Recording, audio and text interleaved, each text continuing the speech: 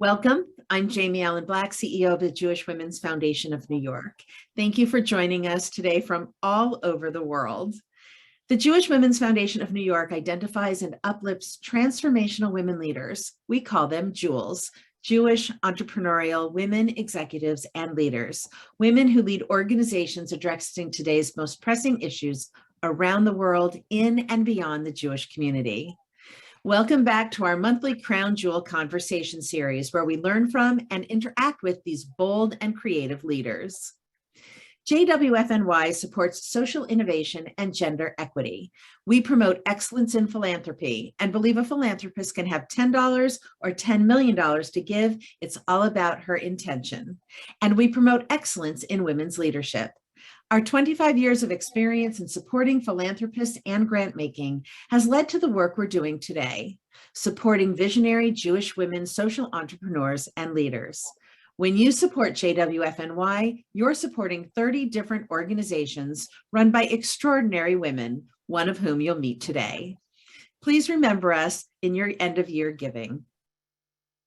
Our Leadership Acknowledgement and Advancement Program introduces you to cutting-edge feminist leaders so you can know them and their work and support them. The Jewish Women's Foundation of New York is where women's leadership is valued. And one of the pillars of our work is to identify women not necessarily known to the broader Jewish community and introduce them to an entirely new group of potential donors, supporters, hiring committees, board members, etc. We support leaders throughout the year, but our conversation today will allow you to get to know one of these incredible women in more depth. Michal Gera Margaliot has vast experience in initiating, developing, and implementing initiatives that promote gender equality and women's rights, both in the public and the NGO sectors.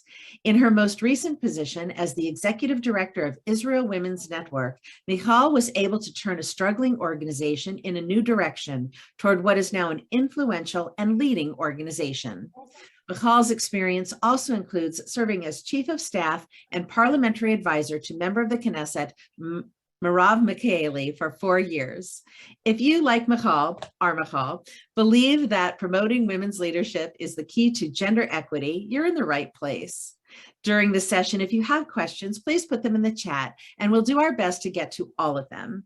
We've muted everybody to avoid background noise, so the chat feature is the best way to make sure your message is seen.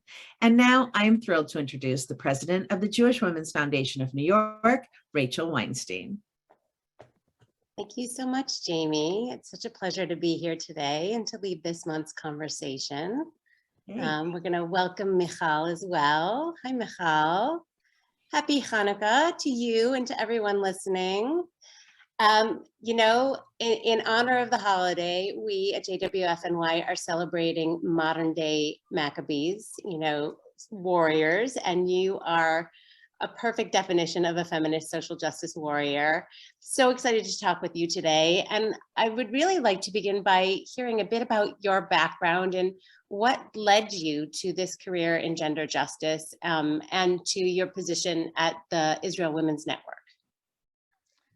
So thank you so much for having me. I really am excited to be here. And Hanukkah is my favorite holiday.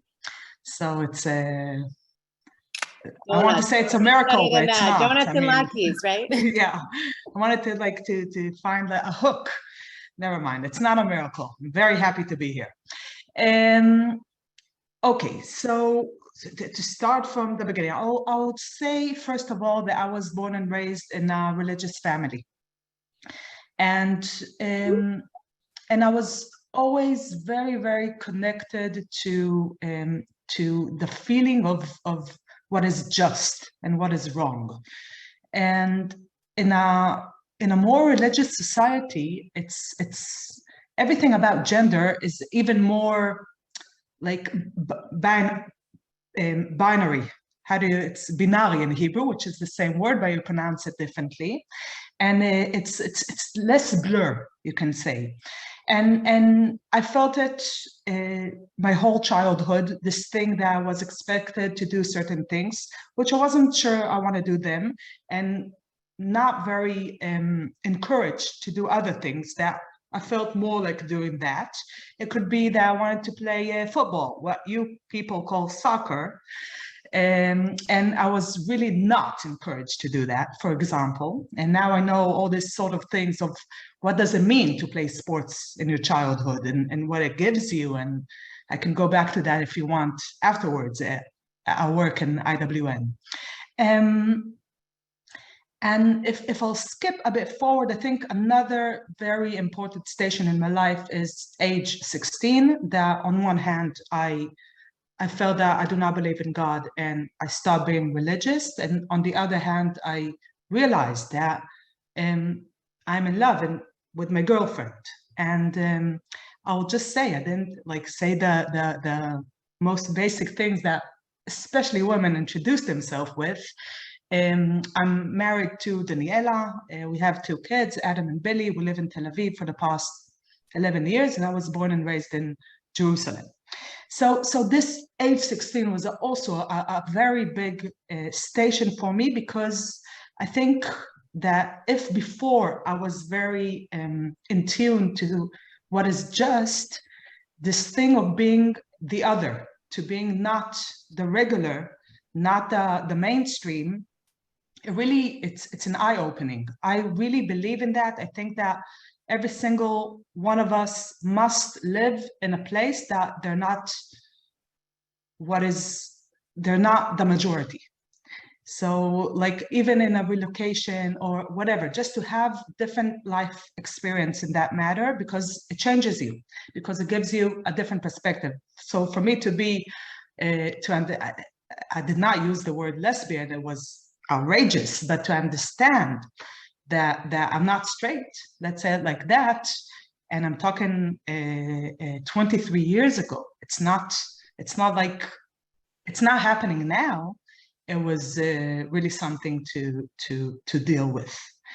And in my professional career, I was about a decade in the Hebrew University. I have a first degree in politics, philosophy, and economy, another first degree in law, and second degree in law with specialization in gender studies. And for the past 14 years, I work in this field. And when I say field, I mean in the broader sense of the word of promoting women and gender equality. I was the coordinator of the Leifa Center, the Hebrew University, the studies of gender studies. I did my internship in law at Orna Lin, which is a very famous feminist lawyer in Israel. She took the case that IWN led about wage gap, which made a huge difference in the law. Orna Lin was the representative there, and I was there as an intern, which was very cool. And I worked with MK Merav Michaeli. Today she's the Minister of Transportation, for almost 4 years. And also there, we didn't only handle feminism. We did all sorts of things, but these were the main glasses that we looked through about society, about every single issue, about everything. It's these really glasses that you see the world with. And I'm very proud at the time that I worked with her. I think we did really amazing things together. And I was on the board of IWN since 2012. I was the youngest board member ever, in my opinion, at the organization. I was brought as like, how do you call it? Fresh blood. Can you say that in English? Sounds horrible, but because everybody were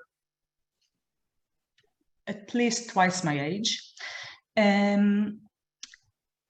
In 2016, the organization was in a major crisis, and we had elections again to the board, and I was elected to the second kadention. And 3 weeks later, just they came to me and asked, what do I think about being the executive director, which I had no plans at all.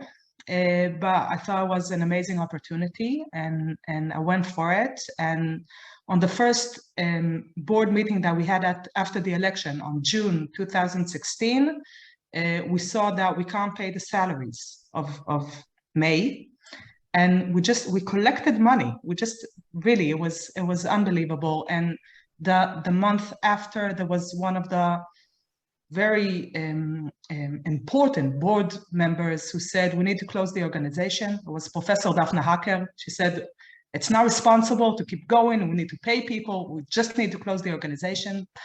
And we didn't. And I'm so happy we didn't, because IWN is the largest and I think the most important lobby organization in Israel regarding women's rights and gender equality.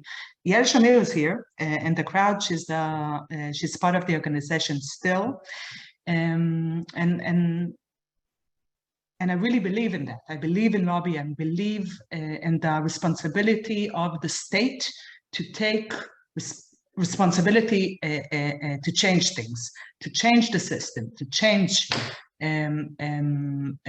budget priorities and positions and so on. And that's the main thing that we did at my time at IWN. Yeah. Well, I think that most of us would say that by definition, by the way, I love your mug. It's from New York. I love it.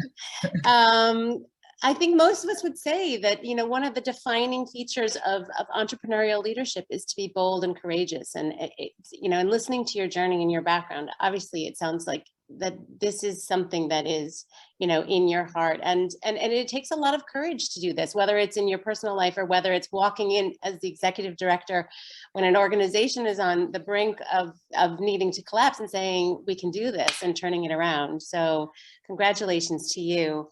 IWN, the Israel Women's Network, is leading in the creation of knowledge and tools for the promotion of gender equality in Israel.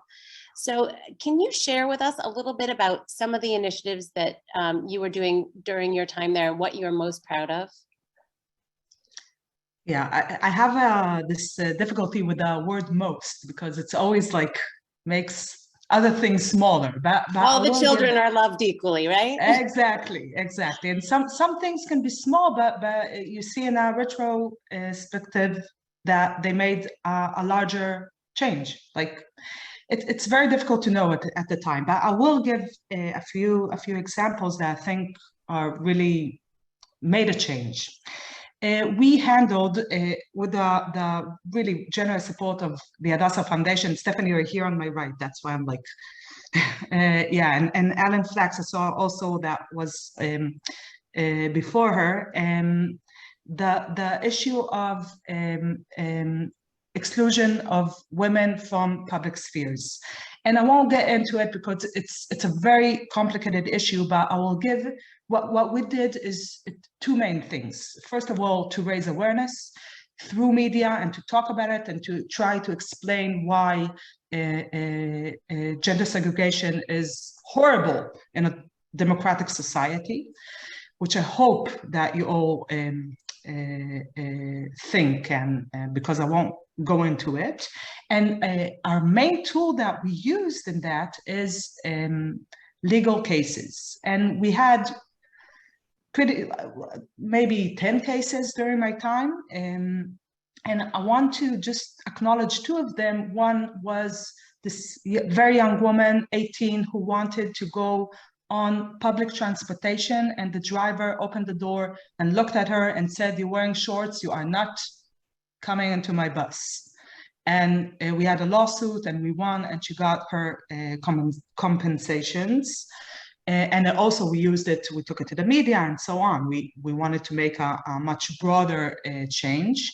And another case was of this woman who had to have a preventive driving course because I don't know what she did, but she had to, which is mandatory if you want to keep your license. And she tried to register to a course in Ramat Gan. And when she tried to do that, she saw it's for men only. And we had a case there, a legal case, and we won. And it's not only that she got her compensations, but also the Ministry of Transportation changed that, and they don't do that anymore, which is that's the main thing that we want to achieve. So that's one issue, and really very shortly.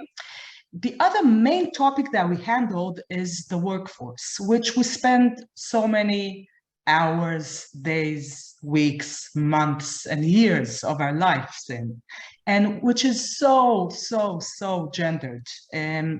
It's true about Israel, it's true about the US. What you can see is an equation. The men are the main providers and secondary caregivers, and women are the mirror of that. They are secondary providers and the main caregivers, and it influences everything in the workplace. And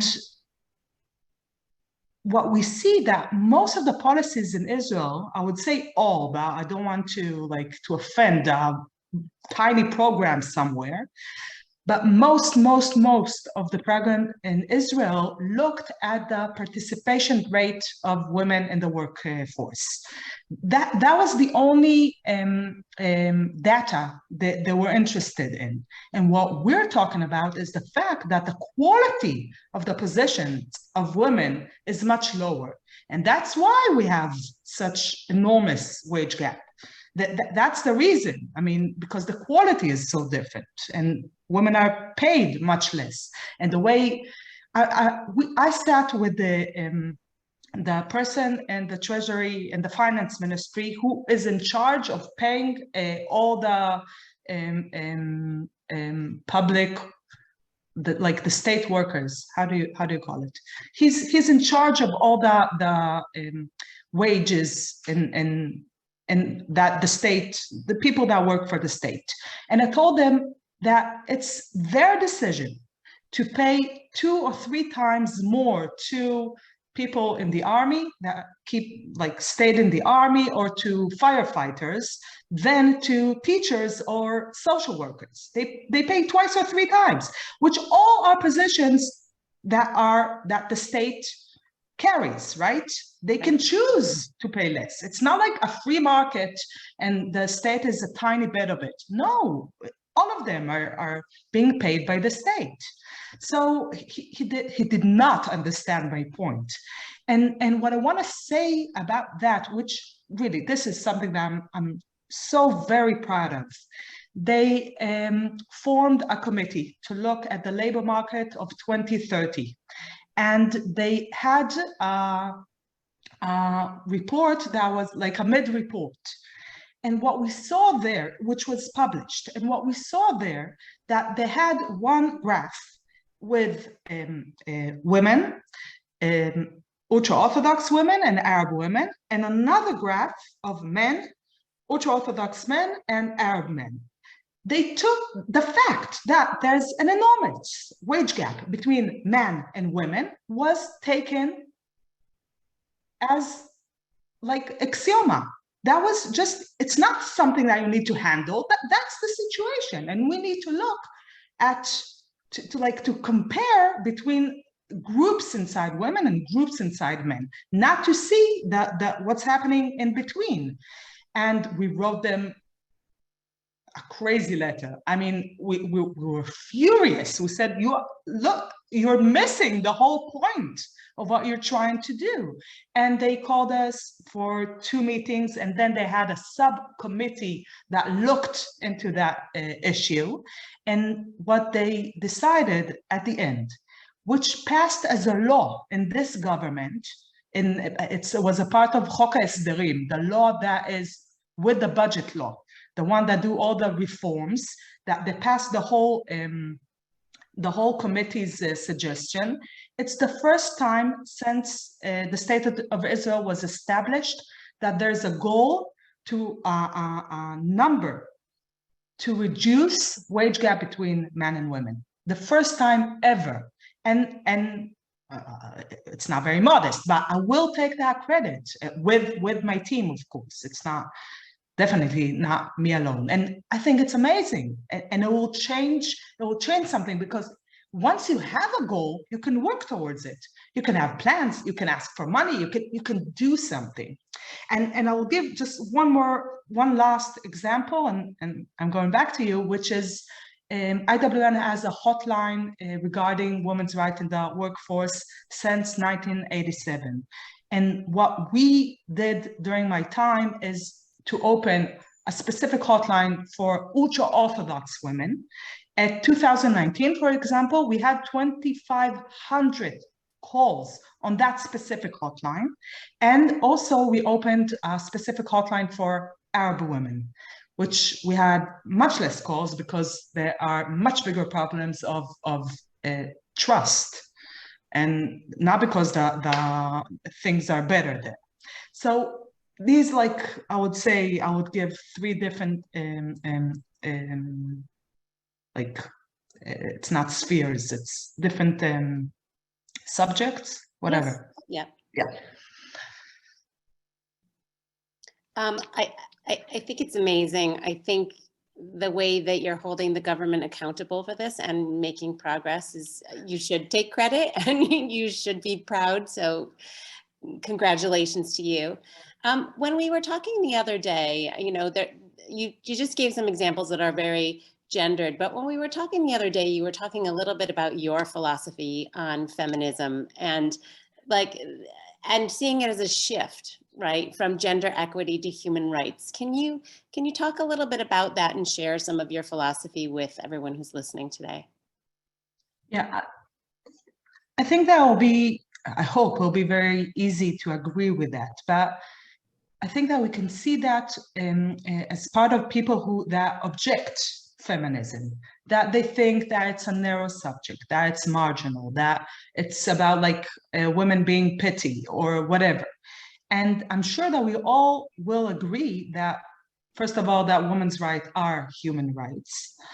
And second of all, that all of this discrimination is not the problem. It's not only women's problem. It's a society's problem. And that's why, if we will change that, if we will bridge over this gap, if we will I would say, I want to say, erase the discrimination. It's not so easy, but like if there will be less discrimination, we will have a better society for everybody, not only for women. And I think that the labor market is an amazing example of that, because like I said, this equation of the main provider and the secondary caregiver, I think that many men who would like to have more time with their families and so on, they can't do that, because today in Israel, if a man wants to leave early from their workplace and once a week, it's considered, yeah, it's a good dad, it's okay. The only reason that a man can get permission to leave twice a week early is if he's divorced. Well, that's just wrong. I mean, and so women, it's much easier for them to leave earlier, but they are in less senior positions, they make less money. But if you'll fix that, it will be better for everybody, not only for women. So that's on the one hand. And like I said, a topic like women's exclusion from public sphere, it's not a women's issue. It's a democratic issue. That's democracy. You can't have democracy by saying that whoever wants to enter the public sphere can say who they want to be kicked out, and it doesn't matter if it's women, if it's Arabs, if it's Black people. You can't do that. It's just, we can't take it as a democratic society. So I think it's much more of just women's issues. Yeah, no, I agree. And I think last week you said it's about those who want to maintain power, right? And those who want to move to this place where it's better for all. And you're absolutely right. The gender norms that are defining us can be holding men back in the same ways that they're holding women back. So that's a really interesting way to frame it. I want to shift gears just a little bit. Over the last 4 years, there have been 4 elections in Israel. Some of which have been set obviously against the backdrop of the pandemic.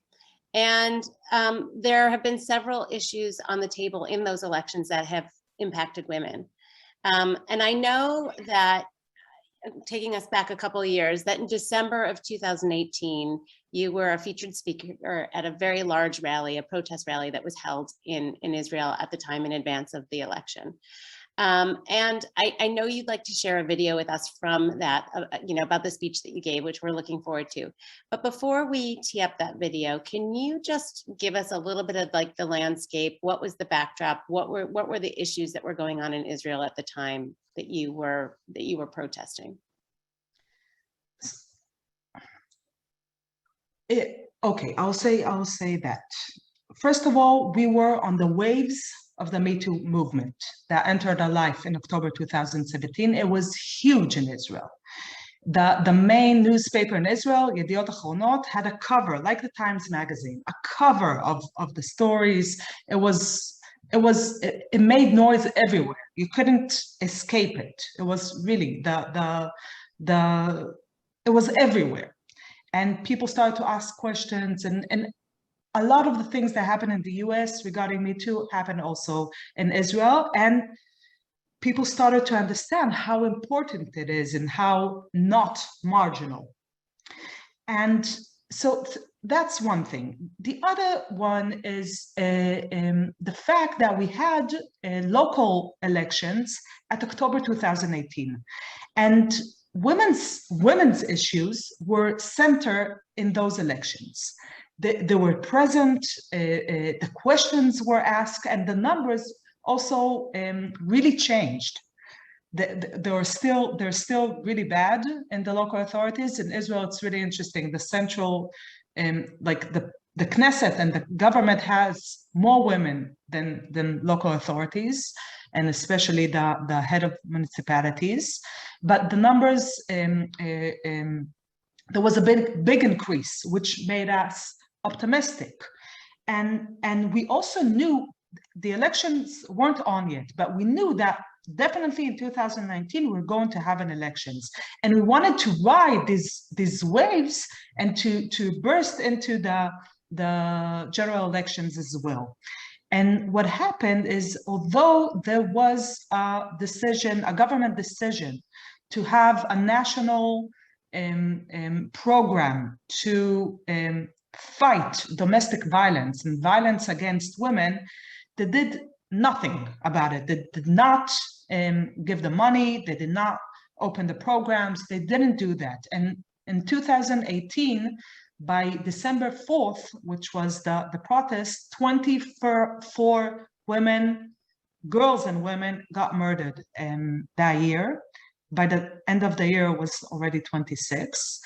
And what happened then, exactly 3 years ago, that was the largest demonstration in Israel history regarding women's rights and gender equality, which, if you would ask me a year before, if there's any chance that the issue that people will go out on the streets will be violence against women, I would not put my money in that, because this is exactly the topic that nobody wants to be related to. It's not me, it's not my neighbor, it's not my friend, it's the other, right? That's why it's so easy to say, no, it's a problem of Arab women. And it's not me who's saying that. There are voices in Israel who's saying that, or it's Ethiopians, or it's not us, right? And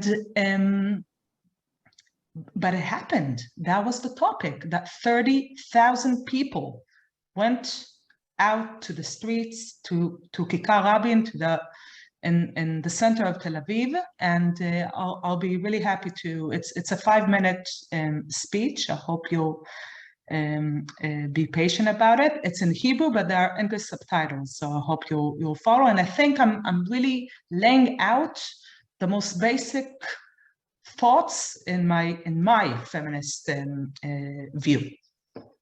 So, Melissa?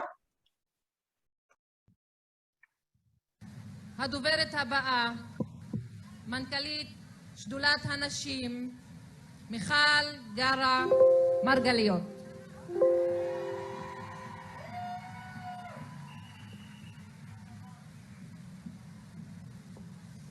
אחיות!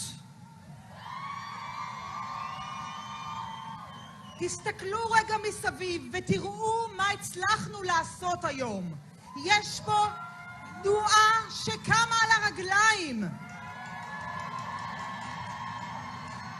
בכל הארץ, מרכז ופריפריה, צעירות ומבוגרות, מכל הסוגים, מכל הצבעים. ולא רק נשים, יש לנו כוח.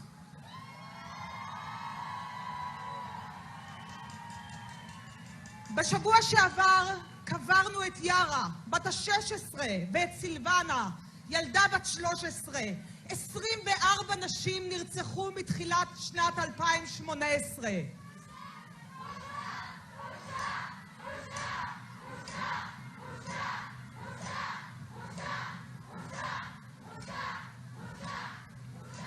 ולמרות זאת, הקירות בכנסת לא רעדו, וגם לא הכיסאות של חברי הממשלה.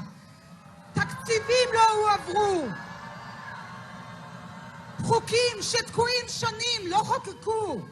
אפילו על הקמת ועדת חקירה הם הצביעו נגד. תראו את המחאה המדהימה הזאת שהייתה היום בכל הארץ.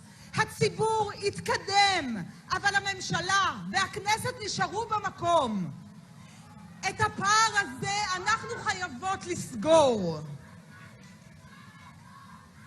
אנחנו כאן כדי לדרוש שיספרו אותנו, שהביטחון שלנו והרווחה שלנו והחיים שלנו יקבלו חלק מרכזי בסדרי העדיפויות הלאומיים. אני מאמינה ויודעת שהמחאה הזאת תתרחב לכל התחומים, לצד המאבק ברצח ואלימות קשה נגד נשים. נאבק באפליה בשוק העבודה, בפערי השכר, בפגיעות והטרדות מיניות.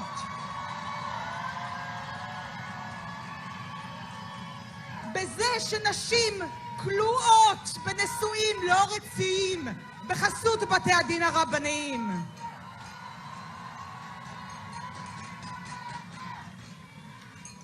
ובהדרת נשים ממרחבים ציבוריים.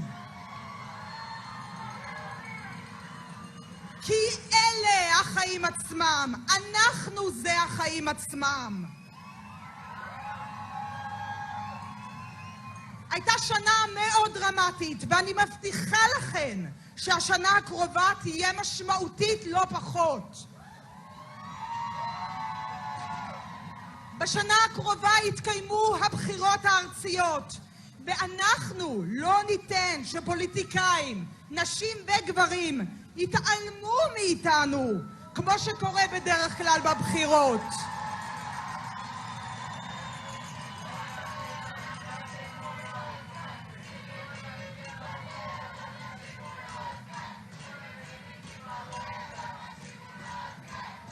לא ניתן להם להמשיך להתעלם מאיתנו במחשבה שאין לזה מחיר ציבורי.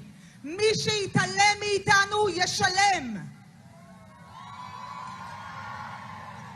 אנחנו הולכות להמשיך להיאבק, לא ניתן להסיט את סדר היום הזה שוב לשוליים.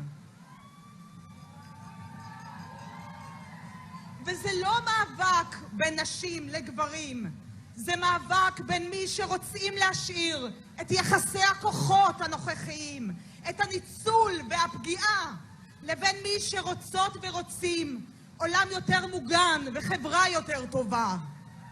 Melissa, I think the captions disappeared. אנחנו פה לשנות את סדר העדיפויות הלאומי. אנחנו פה כדי לשנות את החיים עצמם, ואנחנו פה כדי להישאר.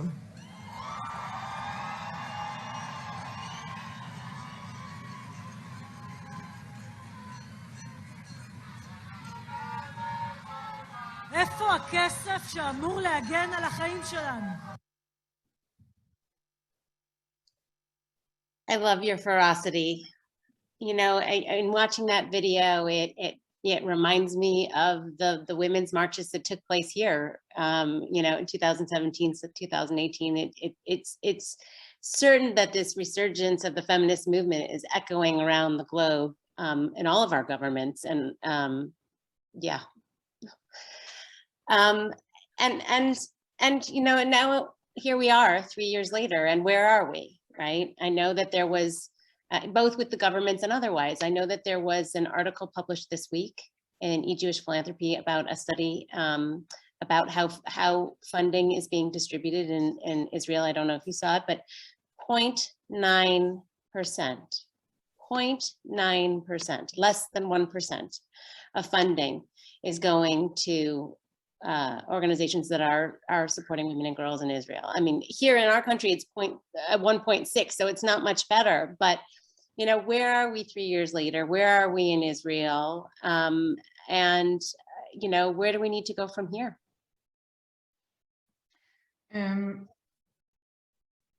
I'll just say about this speech, and I'll go back to it. When you're asking what I'm doing now and what are my plans, I'll go back to it.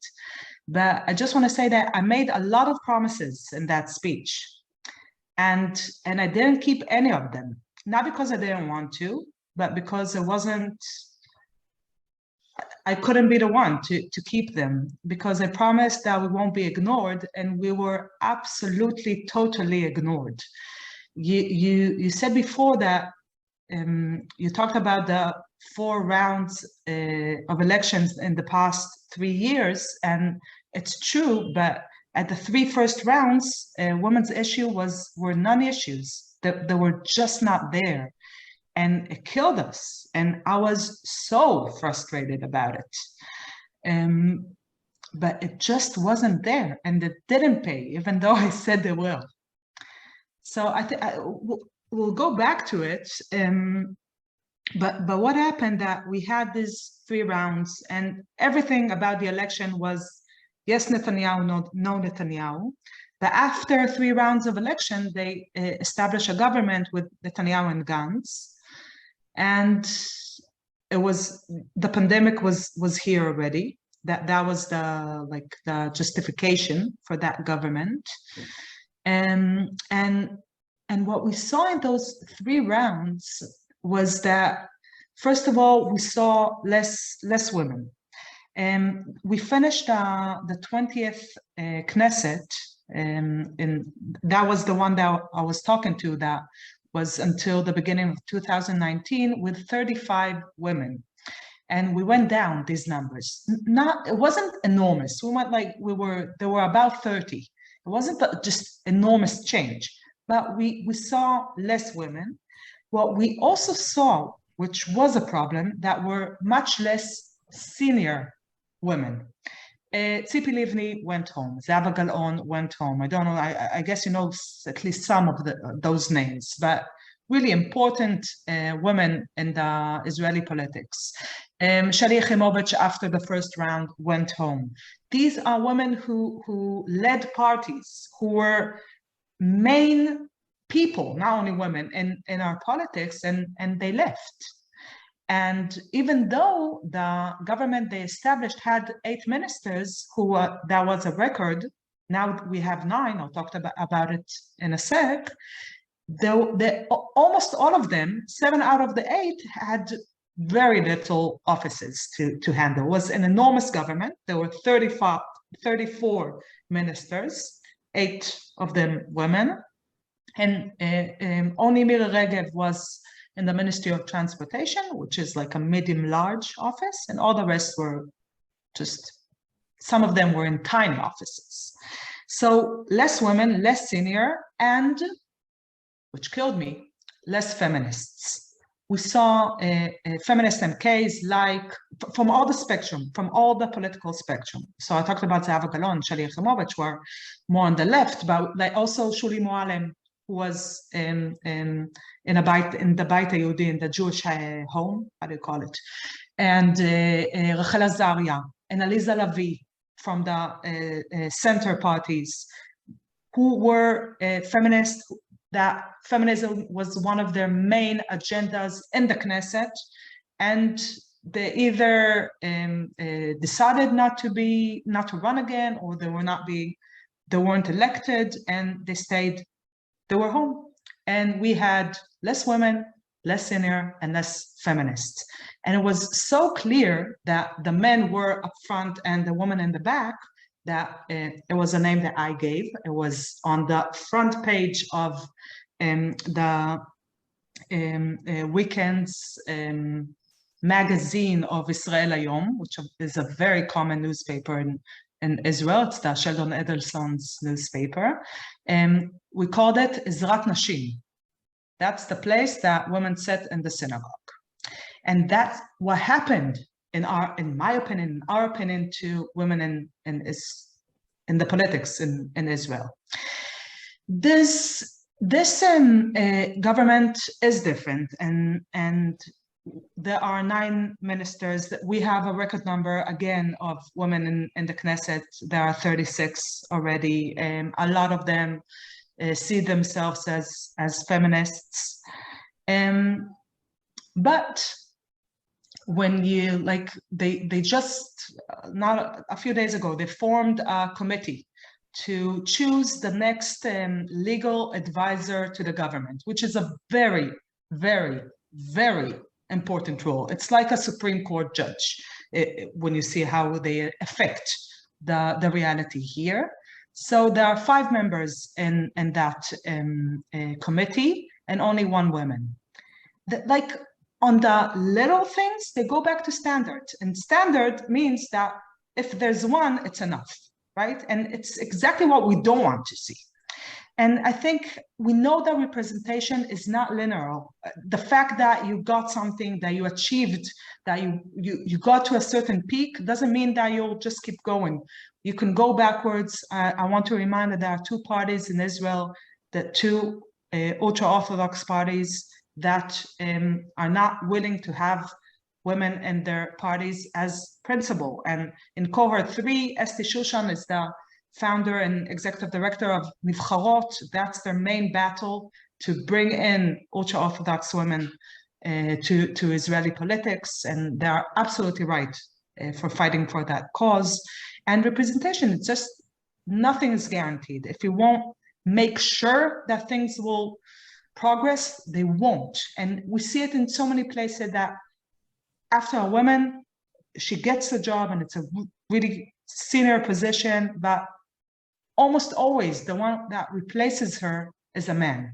And I can give you so many examples for that. You almost never see 2 women in a row.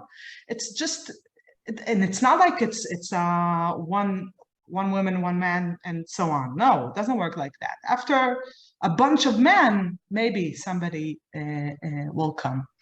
So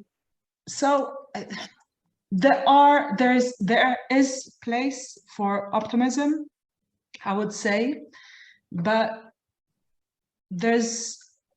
unfortunately, I don't think that there's a single person in the government now that the thing that she wakes up in the morning with is gender equality.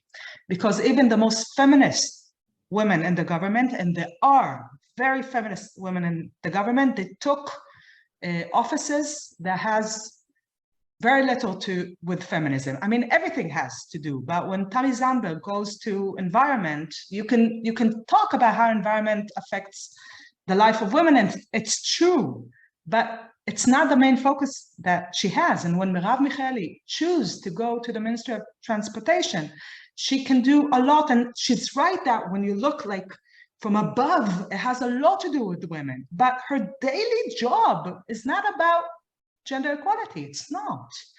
So it's not, I'm not criticizing them. It's a fact. Nobody in this government wakes up and that's their main goal. So I really hope that we'll get there. I hope that that will happen, and there is room for optimism with this government. Yeah, but I can also sense your frustration, and I think that a lot of people listening today, we can sense it, we can sympathize and empathize with it, because I think that it mirrors some of the frustrations that we're feeling here as well. 1 step forward, 2 steps back, that expression. And certainly if the spheres of influence that these women are being given are not in a place where they can make the change that we're talking about, then it's great that they have those positions, but it's not fully what we need. So I know that this whole experience has shaped you personally in terms of where you are with the Israel Women's Network, what you're thinking about, fulfilling that role and what you hope to do going forward. Can you share a little bit of that with us today? Yeah. So first of all, I finished my position at IWN at the end of February. And I think it has a lot to do with the speech that you just saw. The fact that I thought we're at the edge of a change, and it was not. And the pandemic, which I think killed most of us in our workplace in many ways. I know that the numbers are that 40% of the workforce consider quitting. These are the numbers. I mean, it shook our world, the pandemic. But I really think that I felt that I need to sit a bit on the bench, like to cool down a bit. That I was mainly frustrated more than anything. And it's not like we didn't keep like achieving things. We did, but it wasn't enough for me. I lost my patience. I really lost my patience. I was like, I'm not willing to wait another decade, 2 decades, 3 decades for things to move. I'm tired. I don't want that. We know where we want to be. Let's hit the road. And it didn't happen. And I felt that I need to cool down. And what I took, something that I really recommend, which is a sabbatical, which is such an amazing invention. And the reason I use the word sabbatical and not vacation is because my mother can't stand the fact that I won't work, but she's a teacher, so she understands the word sabbatical. Makes sense for her. And I really thought that I'll do a lot of things that the direction will be outside, that I will build a website and I'll give many more lectures and I'll have my own podcast and I'll write much more. And some of the things did happen, and I do meet a lot of people and I give lectures, and people like talk to me almost on a daily basis. But what really happened, that I went inside and I started working out, which can sound funny, but I didn't do any kind of sport for 9 years, for almost 9 years. And I love sports. And I went back to play football/soccer that I didn't play since 11th grade. And I went back to play basketball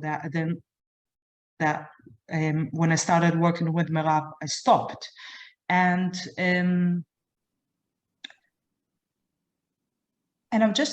think that I'm working a lot of like looking inside, and I have this perspective that maybe a bus I'll be dropped dead somehow in a car accident or whatever, not hoping. But if not, I'm supposed to have 60 more years, and 30 of them are supposed to be in the workforce, which is a long time. And you need to first of all, it's okay to take breaks and to have a break. And second of all, you need to have the breath to go to that marathon. It's not a sprint. So that's where I am now. And I still care tremendously over these topics, and I'm sure that I'll keep working on these topics. I still don't know where it is. I'm looking at the government, I'm looking at civil society, different things, but I'm not in a hurry, which is really nice.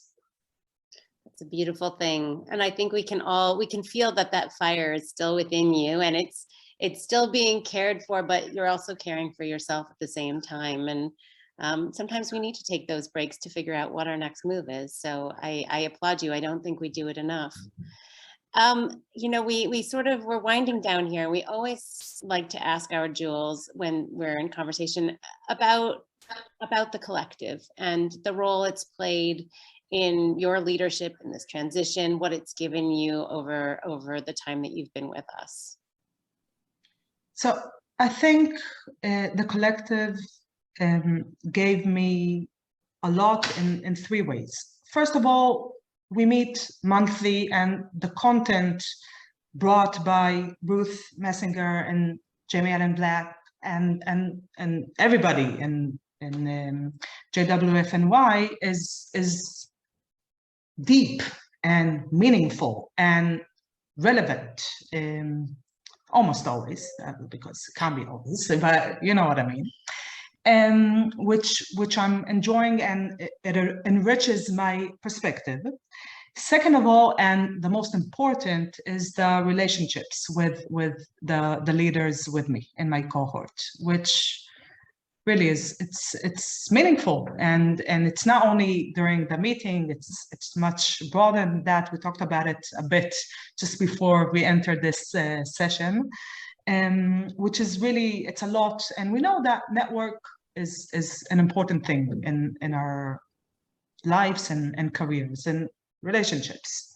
And the third is that I got, every single one of us got some money for professional funds, and I used it in two directions, to work on media and strategy and delivering and this sort of things. And second of all is to take it to this work that I'm doing in order to see how do I find the next best thing, to go to the next level.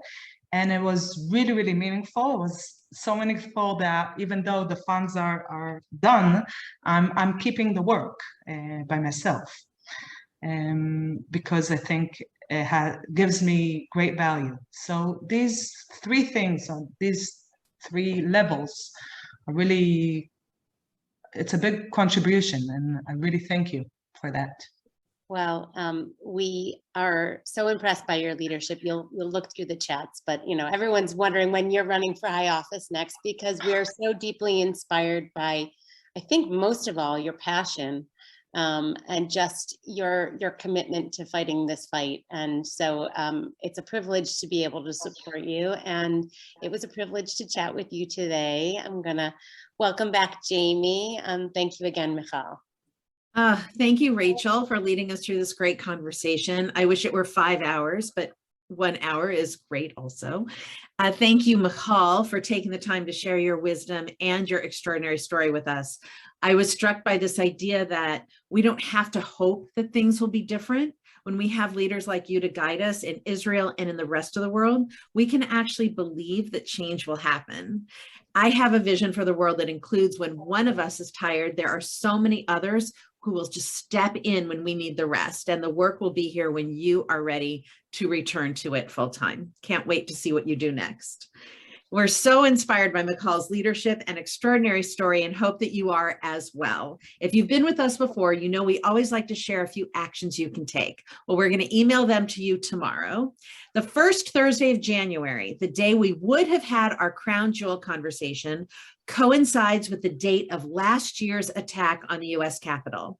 So next month, instead of a crown jewel conversation, we encourage you to take your lunch hour and do an act of service to better your community and foment democracy, and let us know what you did during that time.